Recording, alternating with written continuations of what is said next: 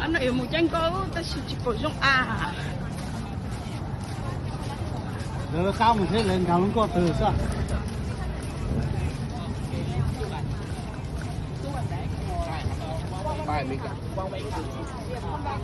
con đã nó tôi nó chỗ một chân có con đi còn lấy được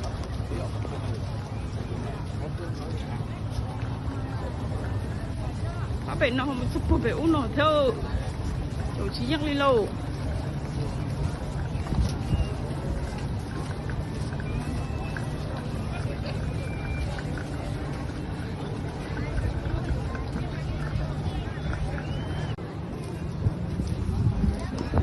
bấm nhọn luôn một chân con đó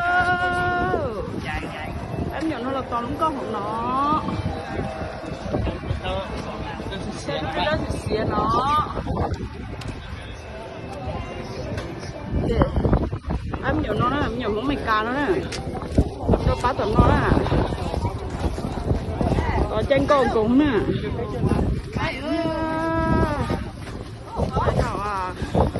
chân này á, chơi cũng chỉ chơi bao mà vì cũng muốn chỉ chơi ná, lọ, cái nhỏ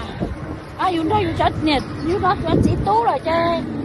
mà chỉ chuyên nhiệt chân con à,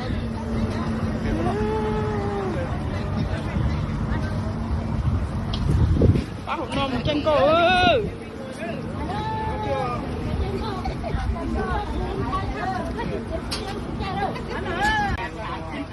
con đạp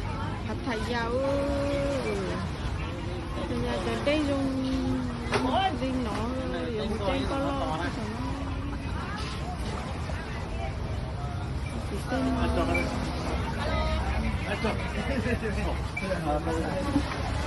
trong cứ trong tranh co alo đứa chị kia tao nó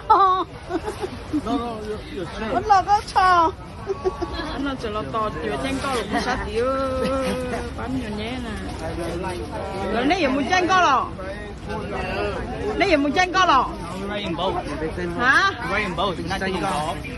chân co thấy chân bò sừng tên sớm mồ có thì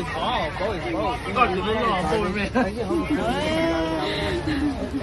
chỉ lớn lo mà con chỉ lấy đầu quần